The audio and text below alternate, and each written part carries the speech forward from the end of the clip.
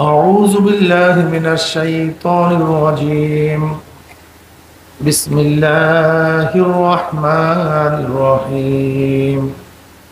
هو الذي بعث في الأميين رسولا منهم يتلو عليهم آياته ويزكيهم ويعلمهم الكتاب والحكمة وإن كانوا من قبل لفي ضلال مبين. صدق الله العظيم وصدق رسول النبي الكريم. আল্লাহ পাকের বান্দা জনাব মুহাম্মদুর রাসূলুল্লাহ সাল্লাল্লাহু আলাইহি ওয়াসাল্লামের উম্মতগণ, আল্লাহ পাক রব্বুল আলামিন আপনাকে আমাকে ফিতনা ফাসাদের জমানায় যখন তামাম দুনিয়ার থেকে ইসলাম মুসলমানদেরকে মিটিয়ে দেওয়ার ষড়যন্ত্র চলতেছে, ফিলিস্তিন থেকে মুসলমানদের উৎখাত করার ষড়যন্ত্র চলছে কি চলে নেই? চলতেছে। তামাম দুনিয়ার মধ্যে ইসলাম মুসলমান থাকবে কি থাকবে না এই প্রশ্নের সৃষ্টি হয়েছে। যে জন্য মানুষ নেকের কাজ ছাড়তেছে, গুনার কাজ ধরতেছে।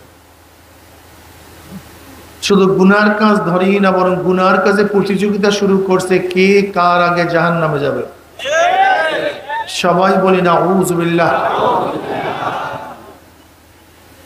যে জীবনে মানুষ নেকের কাজে আশ্চর্য হয়, গুনার কাজে স্বাভাবিক থাকে।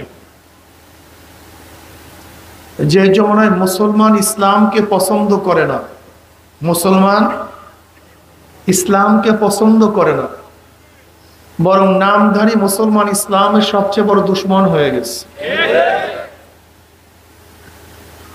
যে জমানায় শিরক বেদাতকে ইবাদত মনে করে, শিরক বেদাতকে ইবাদত মনে করে, কবর পূজা, ব্যক্তি পূজা করে, শিরক বলে ইবাদত করে।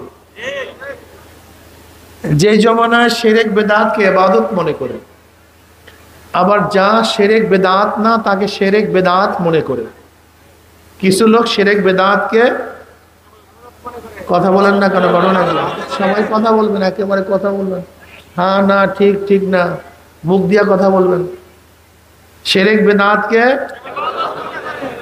আবার যা শিরক বেদাত না তাকে শিরক বেদাত মনে করে। যেমন লামুজহাবিরা ইমাম মানা, মাযহাব মানাকে শিরক মনে করে, বেদাত মনে করে। আসলে এটাকে শিরক, এটাকে বেদাত।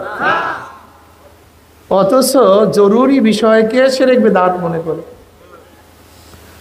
যে জমানে আংশিক দিন পালন করেও, আংশিক দিন পালন করেও পরিপূর্ণ দিন পালন করে ঢেকুর তুলে, পালন করে আংশিক দিন, দাবি করে আমার চেয়ে বড় দিনদার আর দুনিয়াতে নেই। সেই মুহূর্তে আল্লাহ পাক রব্বুল আলামিন আপনাকে আমাকে কোরআন ও হাদিসের মাজলিস, আলেম ওলামা, মুমিন মুত্তাকিন, জাকিরিন শাকিরিনদের গুরুত্বপূর্ণ এক দামি মাজলিসে আসার, বসার, বলা, শোনার তৌফিক আল্লাহ পাক দান করছেন। শুকরিয়া তার সবাই বলে আলহামদুলিল্লাহ। মাহফিলকে বন্ধ করার বহু ষড়যন্ত্র চলছিল, আজকেও চলছে। যাত্রা বন্ধ করার কোনো ষড়যন্ত্র নেই, মাহফিল যেন না হয়, এটা স্বাভাবিক হবে, এরকম, এইটাই বাস্তবতা। আর দিন ওয়ান নাসিহা, বুখারীর মধ্যে রাওয়ায়াত আসছে, নসিহাত, ওয়াজ, নসিহাতের নামই, উপদেশের নামই দিন। এই যতদিন ওয়াজ নসিহাত চলবে ততদিন দিনের বাতিও জ্বলবে। এই ওয়াজ নসিহাত উপদেশ যখন বন্ধ হয়ে যাবে, দিনের বাতিও নিভে যাবে। বিশ্বাস হয় না? আপনারা এখানে যারা টুপি পরছেন, এই যত মানুষ টুপি পরছেন, জন্মগতভাবে একজনও টুপি পরেননি। নিশ্চয়ই আপনাকে কেউ বলছে ভাই টুপি পরা সুন্নাত, নাকি? ওই ব্যক্তির নসিহাতের উপদেশের কারণেই আপনি টুপি পরছেন। আমরা যারা দাড়ি রাখছি, জন্মগতভাবে কেউ দাড়ি রাখিয়া জন্মগ্রহণ করি নাই। কেউ আপনাকে বলছে সমস্ত নবীদের দাড়ি ছিল, আমার নবীরও দাড়ি ছিল, দাড়ি ওয়াজিব, সাবাত বিস সুন্নাহ, দাড়ি ওয়াজিব, সুন্নাত থেকে সাহাবেত, হাদিস দ্বারা সাহাবেত। এই দাড়ির এই ফজিলাত ওই ফজিলাত শোনার কারণে আপনি দাড়ি, কথা বলেন না কেন?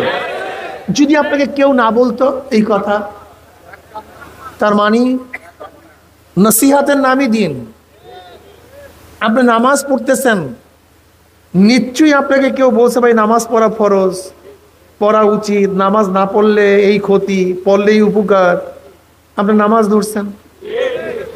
যাই হোক, আমি দুই একটা উদাহরণ দিলাম।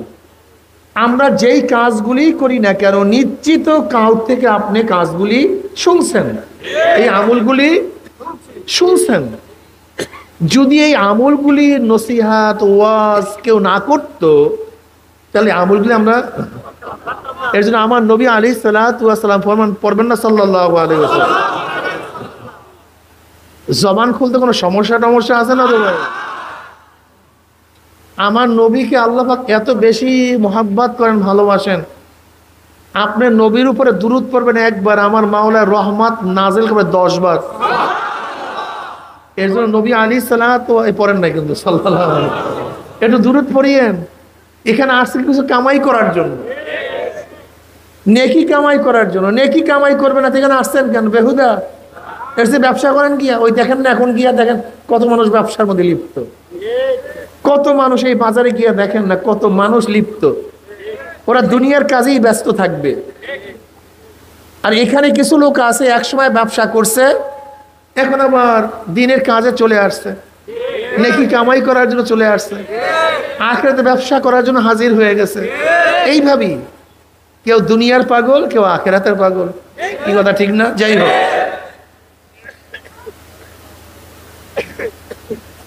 আদ-দীন ওয়ান নসিহা, নবী আলাইহিস সালাতু ওয়াস সালাম ফরমান, নসিহতের নামই কি? দিন। এ বেঈমানরা জানে, কাফেররা জানে, মুশরিকরা জানে, ফাসিকরা জানে, মুনাফিকরা জানে। এই ওয়াজ নসিহত চললে মানুষ দিনদার হয়ে যাবে, নামাজি হয়ে যাবে, আল্লাহওয়ালা হয়ে যাবে। কাজে বেঈমানরা এই ওয়াজ নসিহত সহ্য করতে পারে না। পারবে কিভাবে? ওরা চায় মানুষ মদ্যপায়ী হোক, গাঁজাখোর হোক, ওরা ধর্ষক হোক, খুনি হোক, লুটারা হোক, ডাকাত হোক, বদমাশ হোক, এ তো ওদের পোয়া ভারী হবে। ওরা চায় না মানুষ দিনদার হোক, নেককার হোক। যাই হোক, এরপর আল্লাহ পাক রব্বুল আলামিন সুন্দর একটা পরিবেশ করছেন, আমরা শুকরিয়া আদান সবাই বলে আলহামদুলিল্লাহ। এই মাজলিস অনেক গুরুত্বপূর্ণ, অনেক দামি। জিকিরের মাজলিস এত দামি, এত গুরুত্বপূর্ণ, আমি সবসময় জিকিরের মাজলিসকে ধোলাই কারখানা বলি। ধোলাই কারখানা যখন জামা কাপড় দেয়া হয়, জামা কাপড়গুলি ময়লা, কিন্তু যখন কারখানাওয়ালা ফেরত দেয় পরিষ্কার, ময়লার কোনো চিহ্নও থাকে না। কথা ঠিক না? এখানে ঢুকছিলাম গুনাহ নিয়ে, গুনার ময়লা নিয়ে। আল্লাহ পাক কবুল করলে মাজলিস থেকে বের হয়ে যাব গুনাহ সাফ করিয়া, পরিষ্কার। বুখারীর মধ্যে দীর্ঘ এক রওয়ায়াত আসছে, জিকিরের মাজলিসকে কেন্দ্র করে আল্লাহ পাক ফেরেশতাদের সাথে বিভিন্ন প্রশ্ন এবং জবাব দেওয়ার পরে সিদ্ধান্ত দেন, উশহিদুকুম আন্নী কদ গাফারতু লাহুম, ফেরেশতারা সাক্ষী থাক, গোটা মাজলিসের বান্দাদের গুনাহ খাতা সব মাফ করে দিচ্ছে। এই যে একবার সুবহানাল্লাহ পড়ছেন, পড়ার সাথে সাথে আমলনামায় 1000 নেকি লেখা হয়ে গেছে, 1000 গুনাহ ঝরে গেছে। ইন্নাল হাসানাতি ইউযহিবনাস সাইয়্যাত, নেকি গুনাহকে এমন ভাবে মিটায়া দেয়, মনে হয় যেন এই ব্যক্তি কোনোদিন গুনাহই করে নাই। যেরকম ময়লা কাপড় ভালো মতো যদি ধোলাই করা হয়, মনে হয় যেন কোনোদিন ময়লাই লাগে নাই, নাকি ভাই? ময়লা কাপড়কে ভালো মতো ধোলাই করলে মনে হয় যেন কোনোদিন ময়লাই লাগে নাই। ঠিক তওবার পানি দিয়ে যদি ভালো মতো গুনাহকে ধোলাই করা হয়, নেকির পানি দিয়ে যদি গুনাহকে ধোলাই করা হয়, মনে হয় যেন কোনোদিন গুনাহই করে নাই। এর জন্য এই মাজলিস হলো ধোলাই কারখানা। দুনিয়ার ধোলাই কারখানায় কাপড় ধোলাই করা হয়, আর আখিরাতের ধোলাই কারখানায় গুনাহ ধোলাই করা হয়। আল্লাহ যেন আমাদের সবাইকে গুনাহ মাফ করাই এখান থেকে বিদায় দেয়। আল্লাহুম্মা আমিন। আমি সংক্ষিপ্ত কিছু আলোচনা করব, খুব খেয়ালের সাথে কথা শোনা চাই, ঠিক না ভাই?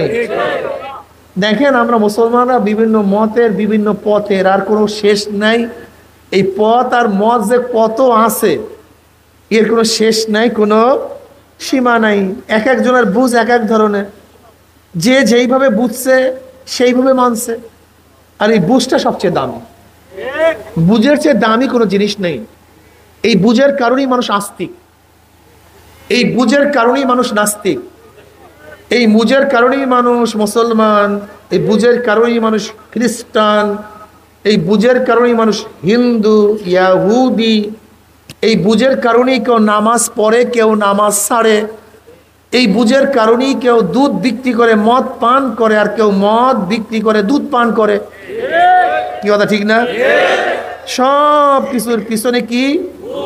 বুঝ। আর এই বুঝ দেন কে? নবী আলাইহিস সালাম ফরমান, মাইয়ুরিদুল্লাহু বিহি খাইরান ইউফাক্কিহু ফিদ্দীন। আল্লাহ পাক যাকে পছন্দ করেন তাকে দ্বীনের বুঝ দান করেন। আর যাকে আল্লাহ পাক পছন্দ করেন না, গোটা নবীর ইচ্ছা করলেও তাকে কেউ বুঝাতে পারবে। বুঝ দেওয়ার মালিক কে? আল্লাহ।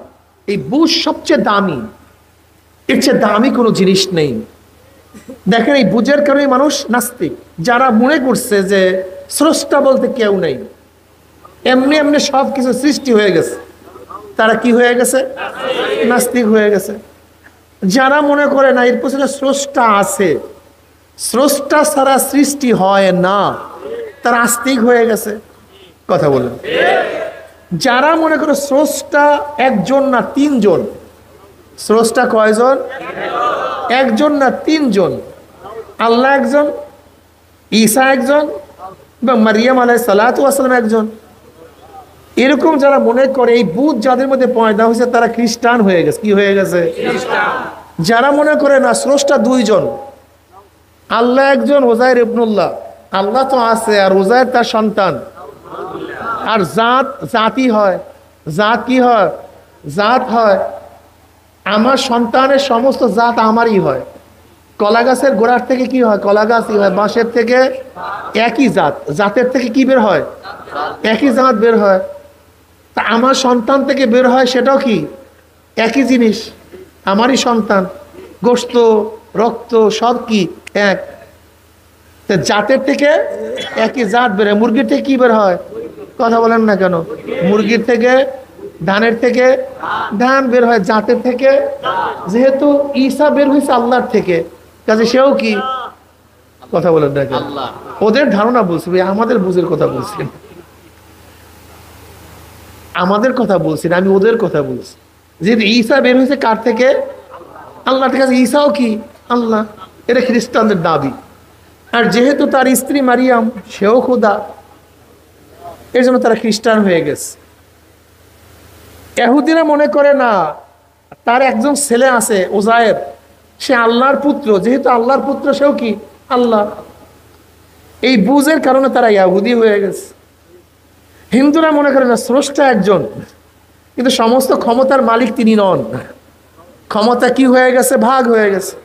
সূর্যের ক্ষমতা একজনের কাছে, চন্দ্রের ক্ষমতা একজনের কাছে, পানির ক্ষমতা আর একজনের কাছে, বাতাসের ক্ষমতা আর একজনের কাছে, ভালো মন্দের ক্ষমতা আর একজনের কাছে, বিদ্যা বুদ্ধির ক্ষমতা আর একজনের কাছে, ধনী বানাবার ক্ষমতা গণেশের কাছে, বিদ্যা বুদ্ধি দেওয়ার ক্ষমতা সরস্বতীর কাছে, জোলা কলেরা বসন্ত থেকে বাঁচাবার ক্ষমতা কালীর কাছে। কথাটা বুঝাতে পারিনি। হিন্দুরা এত পূজা করে কেন, এত দেবদেবী কেন জানেন? হ্যাঁ না রে ভাই, হিন্দুদের এত দেব দেবীর কারণ হলো ক্ষমতা বিকেন্দ্রীকরণ হওয়ার কারণে। আমি যদি সরস্বতীকে পূজা করতে পারি, আরাধনা করে সন্তুষ্ট করতে পারি, তাহলে আমি বিদ্বান হয়ে যাব। যেহেতু ধনী বানাবার গরিব বানাবার ক্ষমতা গণেশের কাছে, আমি যদি গণেশকে পূজা করে আশ্রা করে তাকে তপস্যা করে সন্তুষ্ট অর্জন করতে পারি, তাহলে আমি কি হয়ে যাব? ধনী হয়ে যাব। এই বিশ্বাসের কারণেই কিন্তু তারা কি করে? এই মূর্তির কাছে মাথা নত করে। ঠিক এই বিশ্বাস থেকে আমাদের মধ্যে একদল মানুষের বিশ্বাস চলে আসছে যে অমুকের কাছে গেলে আমি বাচ্চা পাবো, অনিকের কাছে গেলে আমি চাকরির পদোন্নতি পাবো, অমুকের কাছে গেলে আমি ভালো হয়ে যাব, কবরের কাছে গেলে আমি সব কিছু বাস পেয়ে যাব। এবং তারা কি মনে করে যে জান্নাতে দেওয়ার মালিক পীর, ওই ব্যক্তি। যদি আমি আমার বাবাকে সন্তুষ্ট করতে পারি তাহলে আমি জান্নাতে চলে যাব, আর তাকে অসন্তুষ্ট করলে জাহান্নামে চলে যাব। এর জন্য দেখবেন একদল লোক আছে হিন্দুদের বিশ্বাস থেকে, তারা বিশ্বাসী হয়ে তারা ওই ব্যক্তিকে পূজা করে, আল্লাহকে সেজদা করে না। এরকম আছে কি নেই?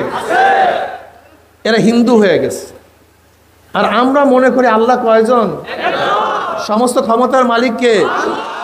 তিনি কারোর থেকে জন্ম নেন নেয়, জন্ম দেন নাই, সমস্ত ক্ষমতার একচ্ছত্র মালিক তিনি। কুল হুয়াল্লাহু আহাদ আল্লাহুস সামাদ লাম ইয়ালিদ ওয়া লাম ইউলাদ ওয়া লাম ইয়াকুল লাহু কুফুয়ান আহাদ।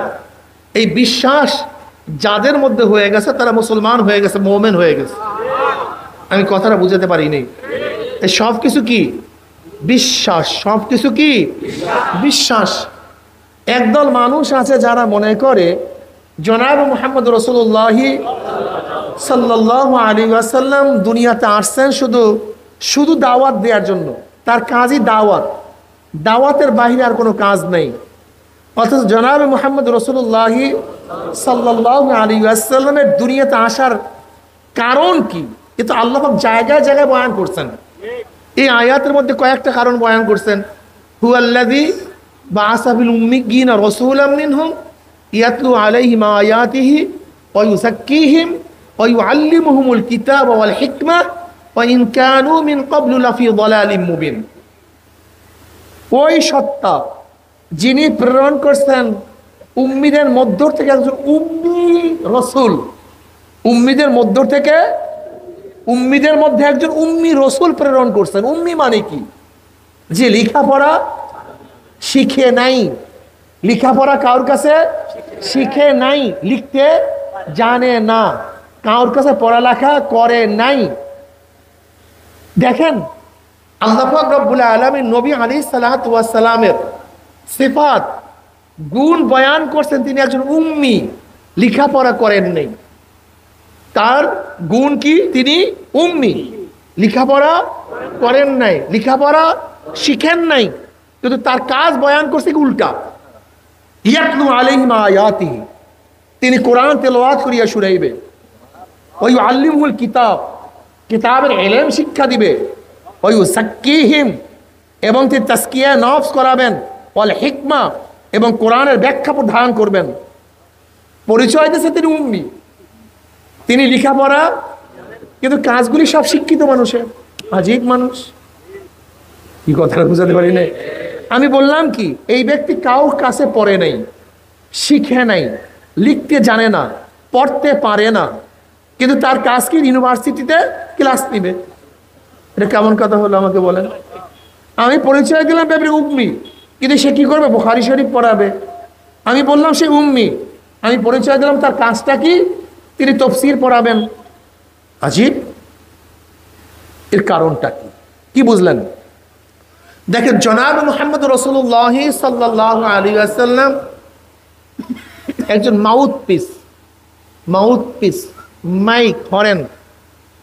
দেখেন আপনারা সবাই বয়ান শুনতেছেন, বয়ান কিসের মাধ্যমে শুনতেছেন? মাইকের মাধ্যমে, মাউথপিসের মধ্য থেকে যাইতেছে। আচ্ছা মাইক কি কথা বলে না আমি কথা বলি? পিছনে আমি, মাইক আপনাকে শুনায়া দেয়। তাই নবী আলাইহিস সালাতু ওয়াস সালাম যেহেতু উম্মি,